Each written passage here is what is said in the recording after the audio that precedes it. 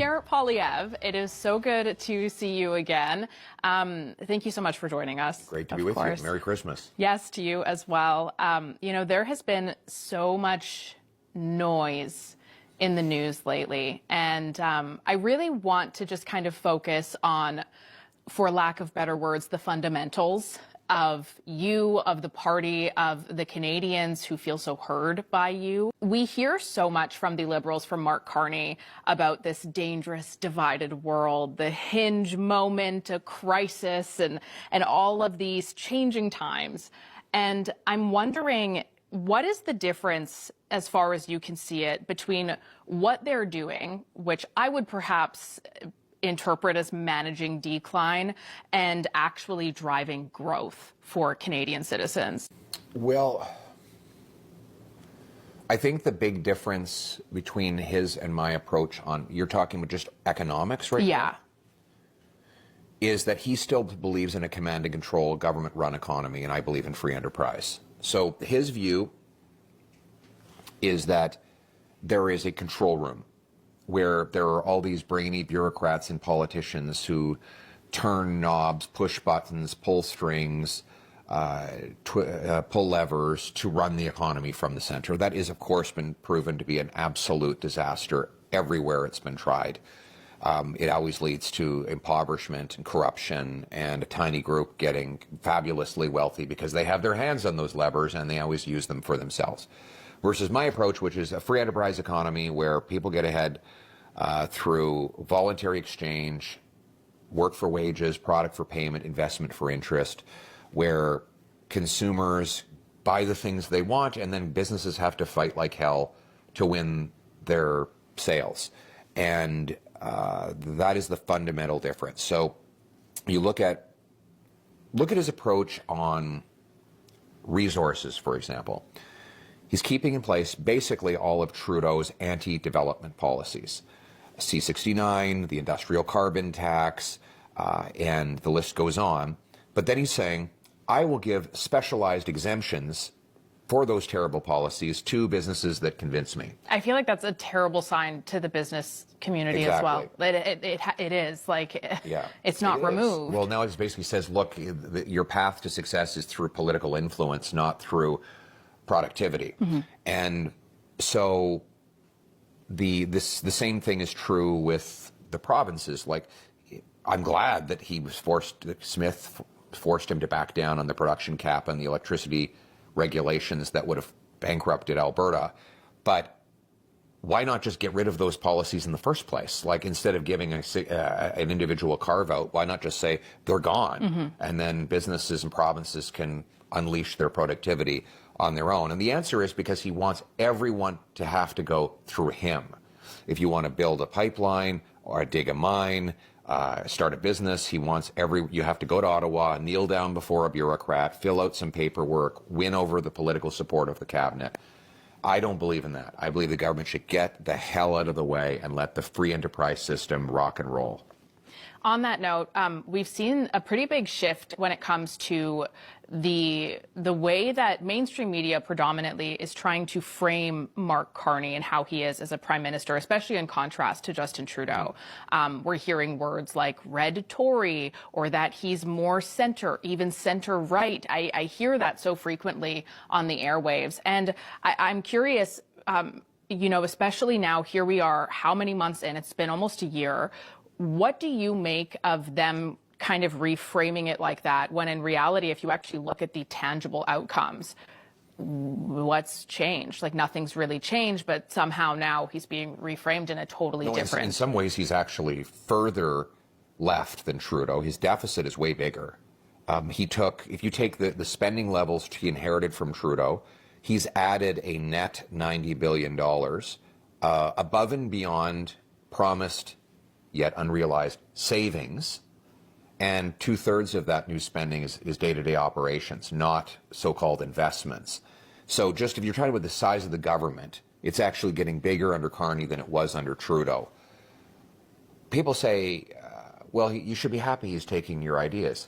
He's saying my ideas, he's not doing my ideas. Let's take crime. he introduced a bail law. He's blocking his own bail law. It hasn't even had a minute of study in this Justice Committee, let alone become law 8 months after he became Prime Minister. He's saying he likes pipelines, but he voted against his own pipeline proposal on the floor of the House of Commons. So he is saying those things. Why is he saying them? Because they're popular. Mm-hmm. I've won the debate on inflation, carbon taxes, resources, drugs, crime. So instead of trying to fight those losing political battles, he's just going to pretend that he agrees while actually doing the opposite. And it's really quite devious as a bait and switch. What does real optimism in terms of policy really look like to you under your government? If you were to be Prime Minister, what does that actually look like in a way that isn't just messaging? It's tangible. What do you mean by that? So, as an example, if you were to say, oh, yes, well, we're going to be, we've introduced this new bill C5, so we're going to be reducing all of these hardships that are on certain industries as a result of us introducing this bill. But then, of course, we see as it plays out, it's not really actually making a tangible difference in all of the ways that I think many Canadians were promised it would. Mm-hmm. So what is that core difference between you and the current governing body of Canada and what you would do differently to ensure that there was real policy changes that would have results that could be felt sooner than 5 years from now? You want to take the example of C5? Mm-hmm. So C5 basically allows the Prime Minister to circumvent his government's regulations on natural resource projects that he agrees with. I would just get rid of all those nasty regulations in the first place. Like, why have a bunch of rules you admit, and he has, mm-hmm. are obstructive, and then allow certain businesses to go around them? Why not just get rid of the rules that are unnecessary by his own admission? In most cases, we don't even need a federal approval because provinces have a full environmental regime. Mm-hmm. And the federal layer is a total duplication. So why not just get rid of that duplicative process rather than giving special treatment to only a favored few? And I would get the government out of the way of investors, businesses, workers, consumers, and let the power of the free enterprise system produce more affordable goods, more higher wages, and ultimately, believe it or not, more tax revenues, not through higher rates, but through a bigger economy. Mm-hmm. That is the fundamental change that we need. There's no way. Just give you one example on the special projects. So I think he said now he's earmarking 12 or 13 of these special projects. Comes out and announces this list of dream projects. At any given time, Canada has 500 resource projects on the go. Yeah. He's had 12 that he says he's going to fast track in the last 8 months. It's not even a drop in the bucket compared to the size of our country and our economy. Not to mention many of those projects were happening anyway before he came along. So you can't have no one man, I don't care if it's Einstein, can run all of this from a control room. The job of the government is to make clear rules, protect the rule of law, have some basic environmental protections, and then get out of the way. Mm-hmm. And that's what I want to do. I'm not even quite sure if you have an answer for this, but I'm going to pose it anyway. I know that you had seen this, how there's over, in recent polling, it showed that over half of Canadians currently feel that the direction we are on as a country is the wrong one.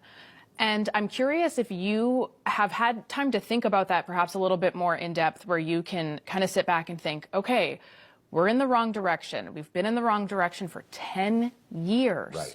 Why do we keep thinking that this same party is going to be what saves us, when if you take a look at quite literally any data set, comparing 11 years ago till 2024 or 2025, if they've released those numbers yet, depending on where you're looking, like, what is it that you think or that you observe of as to why it is that so many Canadians just for lack of better words, don't really seem to fully grasp the situation and who is the cause of it?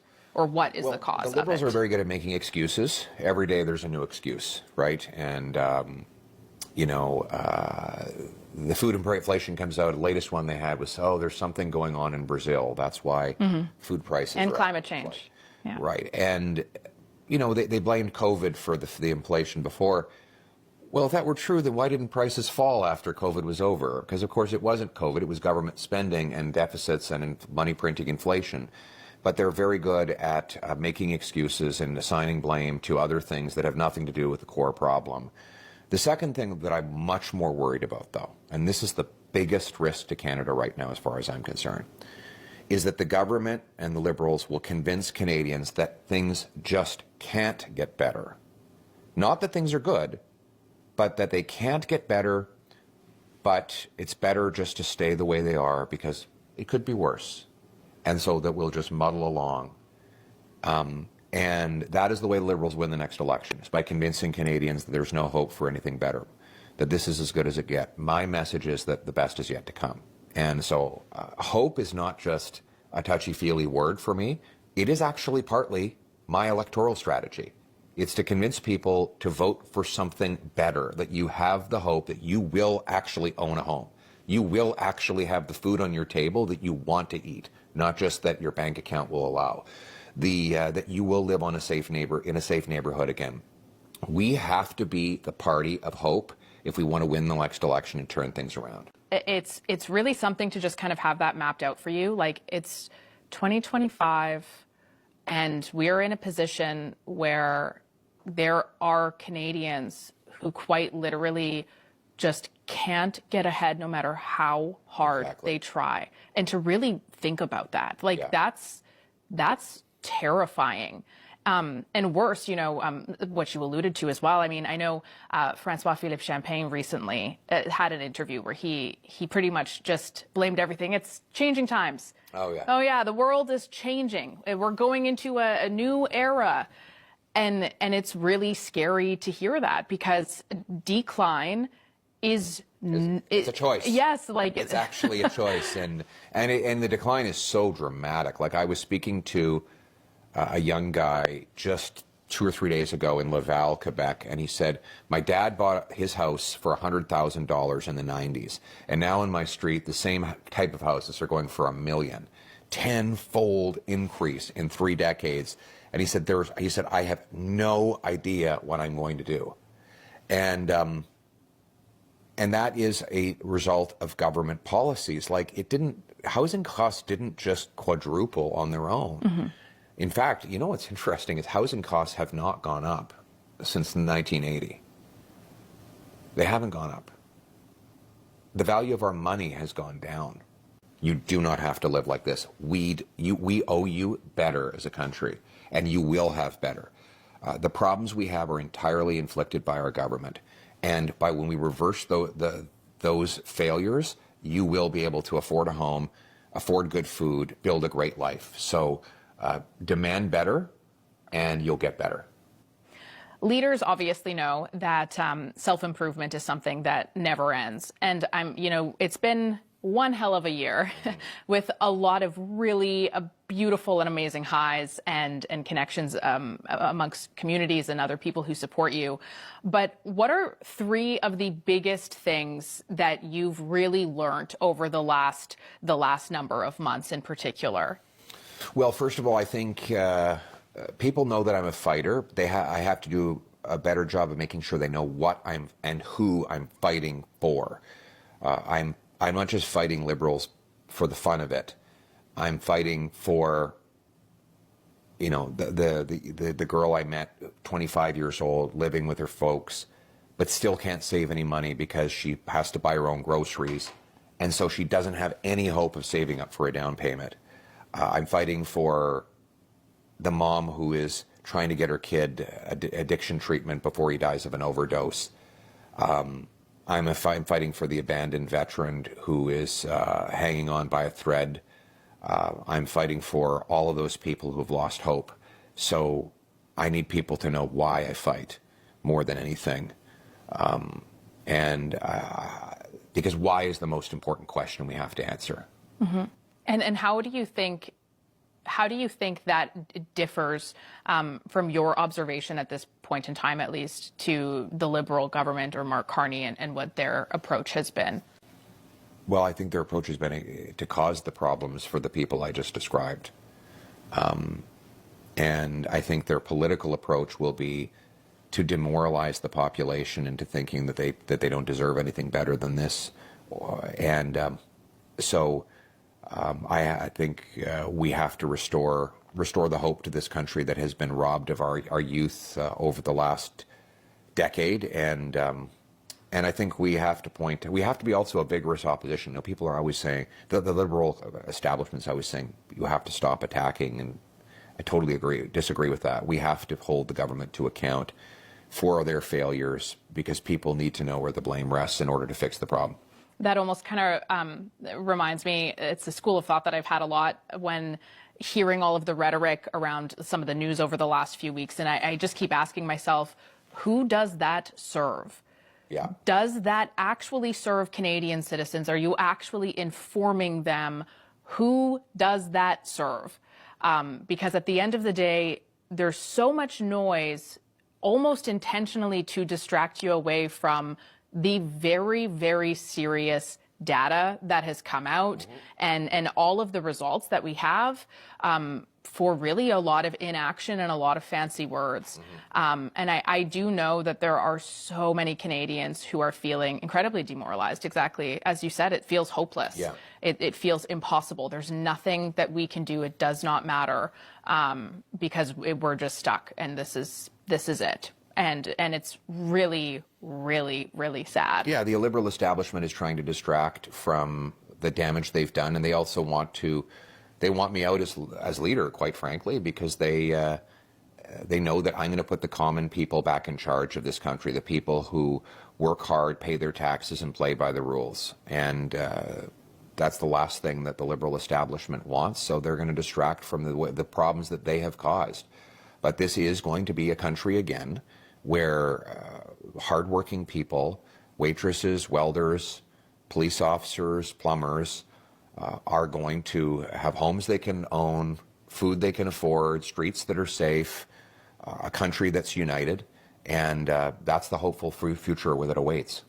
Why is it, do you think, that the Liberals are the way that they are and are so different from how the Conservatives are? Like, what is that ideological, moral ground that they have, and the cause of it? Because, you know, as we've discussed, it's so clear. The evidence is so clear. Every market warning sign has been blinking and shining and blaring their horns in your face for years, and nothing has changed. And anybody who, you know, really wanted to do right by their people, you would think some tweaks would have been made. And that just hasn't happened at all. So why do you think that is? What's that big difference? Motivation. Their purpose is to concentrate money and power, and to do so through the power of the state. They want a very big, overbearing government that controls the economy, controls political speech, controls the values that people live by, controls everything. And my ideology is exactly the opposite. I want to put people back in charge of their own lives, and I want the government just to do its basic responsibility, you know, safety, borders, highways, caring for those who can't care for themselves. But then other than that, get off people's backs and out of their way and let them live their lives. Like, I fundamentally don't believe any of us in politics are qualified to run other people's lives. Like, I just don't. I've been around Parliament Hill for a couple of decades. I've never seen any example or any proof that the people there are smarter than the people who work in mechanic shops or in, you know, bakeries or on farms. In fact, exactly the opposite. So why not just leave them alone? Let people make their own life decisions, spend their own money, and be as free as possible. I had a question posed to me from a young woman who was really curious on what exactly it is that, like a specific change, I suppose, using the childcare, the $10 a day childcare as an example to this, what would you do specifically to make childcare affordable while respecting choice, and instead of a one-size-fits-all program? What would that change be? You've got to maximize flexibility for parents, provinces, and providers. What the government has done is said they're imposing a one-size-fits-all government-controlled model where they say it has to be this type of childcare with this type of delivery, and it has to be controlled by the state. And so what they've done is excluded like 80% of the childcare options that were already there. So they exclude for-profit, they exclude many of the faith-based options, they exclude home-based daycares, they exclude stay-at-home parents, and then they try to fit everybody into an institutional style approach, which is why the $10 a day promise has not been kept. I mean, try to find people who today have the $10. It's not that many. In fact, those who have received it, and I don't begrudge them for it, in many cases already had a space. Yeah. And so, but the people who were deprived of a space or out of luck before are still out of luck. And that's because the government has constrained the options too much when we should be opening up choice and freedom to parents and providers. You know, kind of on a similar note, at least, trades workers are losing work left, right, and center, losing a lot of hope as well. Projects continue to get canceled, costs continue to rise, employers continue to cut back. And I know for sure that there are many, I hear from them all the time, who are very concerned about the future. And obviously corporate welfare, aka subsidies, is not allowing them to keep their jobs. It's not allowing them to expand their operations, and also to keep industry in the country as well. So what would you do to create real long-term trade jobs in Eastern Canada in particular? That's one place actually where I'm noticing a lot of some of these issues arising. But so what exactly what would that change be in terms of our manufacturing sectors and industries and those jobs actually staying here despite any other pressures that may come up? Well, the single simplest way to immediately create trades jobs would be to stop taxing home building.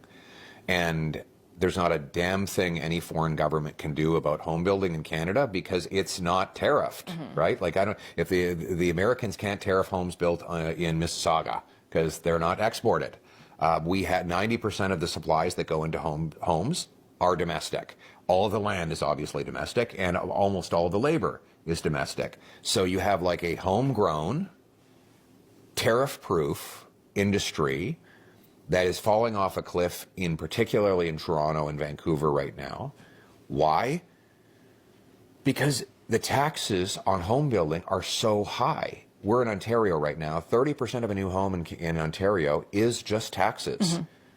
And then another 20%-ish is other hidden governmental costs like zoning delays, consultants, lobbyists, lawyers, and other soft paper costs. So you get rid of all that. You all of a sudden reduce the cost of building a home by, let's say, 35%. There will be a building boom. Like every carpenter, plumber, electrician will be chased down the street with job offers. And that would be also serve the dual purpose of making housing more affordable and accessible. So what I would do is obviously get rid of the GST on all home building, and not just those that for first-time buyers. Then I would incentivize the municipalities to cut their development charges in half and speed up their permitting. And I would work with the provinces to try and get them to eliminate their portion of the sales tax. That right there would be the single best thing you could do to create trades, jobs, and homes at the same time. And what about in terms of bigger industries? You know, think refining as an example. It's one thing that's so I don't quite understand all of the logic or, you know, the idea behind the fact that we don't have refining opportunities in Canada the way that we should. But so what would you say even to people in some of those industries? Are there plans at all to really start taking control of some of those sectors, if of course it's viable and there's people who want to?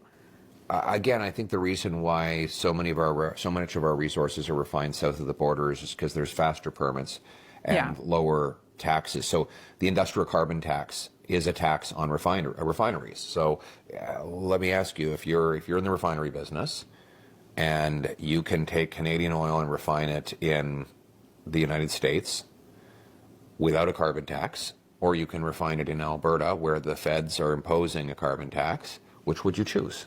It's very simple. So get rid of the industrial carbon tax, grant fast permits for refinery construction, streamline approval for pipelines to bring more Canadian oil to Canadian refineries. Like, for example, we have a massive Irving refinery in St. John, New Brunswick. We were supposed to be piping 1 million barrels of Alberta oil there, but the Liberals killed Energy East. I would be in favor of an Energy East remake. I'm not saying there's businesses right now chomping at the bit to do it, but I would sure as hell permit it. Yeah. And that way they don't have to upgrade Saudi and African oil. They could be using Canadian oil. You know, it kind of makes me think when Stellantis had their big meeting inside of Trump's Oval Office. Yeah. And I recall one moment where he looked to them and he said, yeah, you guys, you're approved. It's done. Yep, you get to work. And I was like, wow, that is so cool. Yeah, we have in my riding of the municipal district of Provost, they offer 1 week, 1-page permitting. So you come in for a building permit, you have it within a week, and you have it with 1 page. And they don't have any environmental problems that result. They just say yes, and away you go. Yeah, that's exactly how it should be. I want to finish off on another topic that when it comes to a lot of people, you know, it almost seems as though if you don't follow the mainstream narrative, if you're not regurgitating the headlines, people get name called. You get called a far right. You get called, you know, being influenced by right-wing propaganda, all those words that we hear so frequently. How do you encourage people to trust their own critical thinking and also to explore that as well? Don't let them gaslight you. Don't let them tell you you're a bad person because you refuse to hand over your personal agency to them. That this is one of the things that the Liberals and the left do very well. They screw with your brain by trying to tell you that there's something wrong with you if you don't agree with giving them more power. And in fact, the opposite is true. So have courage, stand up for your convictions. You are right, but they will try to wear you down, and you have to have the courage to continue to move forward and never give up. You know, one thing I saw from this was just posted over the last couple days, if I'm not mistaken, but the Trump administration is now actively targeting Bill C-11 and Bill C-18, the Online Streaming Act and Online News Act. And it really does, I think it really does highlight as well how there are so many other moving pieces that are manipulating algorithms. That's not a conspiracy. You can check that out for yourself. It's very clear. And there really is just a lot of things when it comes to free speech, and Bill C-9 as well recently. What hope is there, I suppose, with the Liberal governments being back in making sure that our freedom of speech is actually going to be protected? Because once we lose that, I'm terrified of what that could look like. If the internet is censored even more, I'm terrified. Look, you should be terrified. The current Minister of Heritage was sitting there in a Justice Committee meeting as the chair, listing the books in the Bible. I think he said Leviticus, Deuteronomy, and Romans, that he believes should be banned, and that prosecutors should be able to charge clergy for quoting. Like, it's almost, you can see, I hope you show the, because people are going to hear me say that, and they're going to say, surely that's crazy. Say that. But please show the video. Would you do that for me? I'll do it. Okay, show the video. Watch the video. I just want to dig in a bit about the concept of good faith, Mr. Ross. In Leviticus, Deuteronomy, Romans, there's other passages, there is clear hatred towards, for example, homosexuals. If someone were literally invoking a passage from, in this case, the Bible, but there are other religious texts that say the same thing, and somehow say that this is good faith. I mean, clearly there are situations in these texts where these statements are hateful. They should not be used to invoke or be a defense, and there should perhaps be discretion for prosecutors to press charges. I just want to understand what your notion of good faith is in this context where there are clearly passages in religious texts that are clearly hateful.